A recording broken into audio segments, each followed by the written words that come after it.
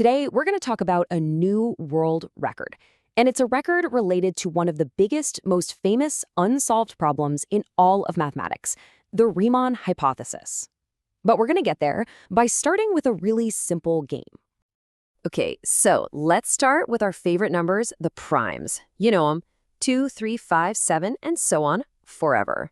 They seem simple, but as we know, they're just packed with mysteries. So to get our heads around this, we're going to simplify things a lot.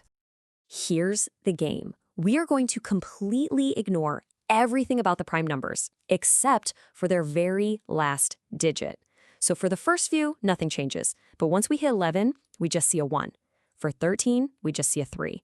For 17, a 7. You get the idea. And what we're left with is this new kind of strange-looking sequence of digits. A prime number puzzle.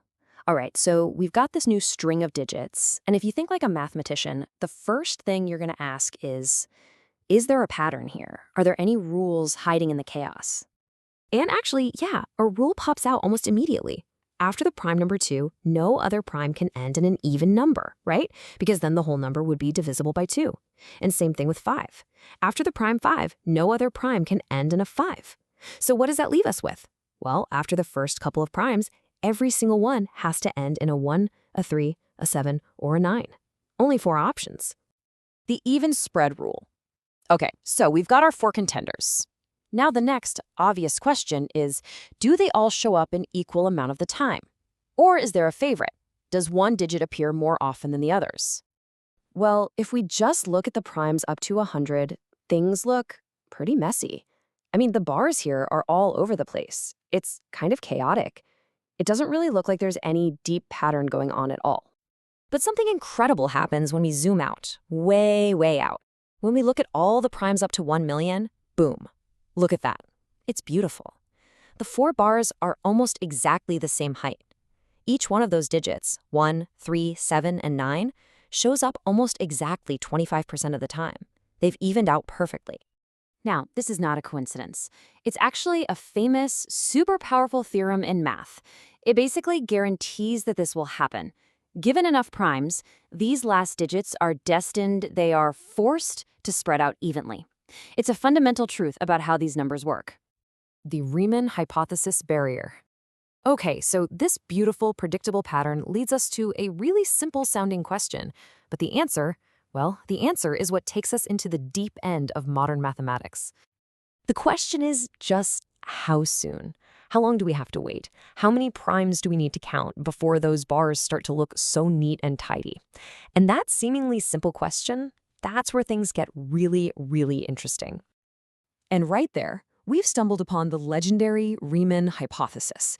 You know, the million-dollar problem. One of the things it does is give a very, very precise answer to our how soon question. You can think of it like a cosmic speed limit on how quickly the primes have to get organized. So here's the core idea. The hypothesis predicts this evening out happens for any number system. Mathematicians call it a base. Our game was in base 10. As long as that base is less than the square root of how high you're counting primes. That square root, that's the critical line in the sand. That's the barrier. In proving this is true for every single base up to that barrier, well, that's the whole ballgame. A 99% solution. Now, the full hypothesis is still unproven. It is a huge open question.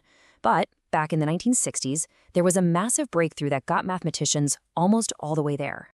It's called the Bombery-Vinogradov theorem, and what it proved was just stunning. It showed that the even spread rule holds on average for almost all the bases up to that square root barrier. We're talking more than 99.9% of them. It basically solves the problem for almost any case you could ever need. This quote is just a brilliant analogy for its power. It's like the Purell of math. You know, it's not the 100% sterile operating room that the full Riemann hypothesis would be. But for most practical purposes, it gets the job done fantastically well. 23% beyond the barrier. So if we have a theorem that works for over 99% of cases up to the barrier, you know what the next question is going to be, right? Can we do even better? Can we actually push past the barrier itself, at least for some cases? And that became the new frontier. The goal wasn't to solve the whole thing at once. It was to see if for at least some special number systems, we could prove that the primes even out even faster than the Riemann hypothesis itself predicts.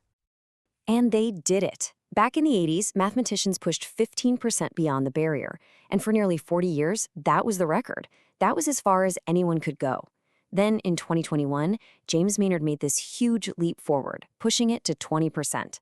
And now, that record has just been shattered again. The new world record is now an incredible 23% beyond the Riemann hypothesis barrier. It's just a fantastic illustration of how mathematicians chip away at the edges of these giant, seemingly impossible problems. So what does this 23% actually mean? It means that for certain special groups of numbers, we now know that the prime's last digits fall into that beautiful even pattern much, much sooner than the Riemann hypothesis would have guaranteed. It's like a mathematical shortcut. We've found a savings of time. We need less data, fewer primes to see the pattern lock in. You know, a result like this just shows that even when a problem seems impossibly hard, you can still make progress by looking at it in new ways. It proves that even the most formidable barriers in math aren't solid walls. And it just makes you wonder, doesn't it? What other fundamental truths about our numbers are we on the verge of discovering next?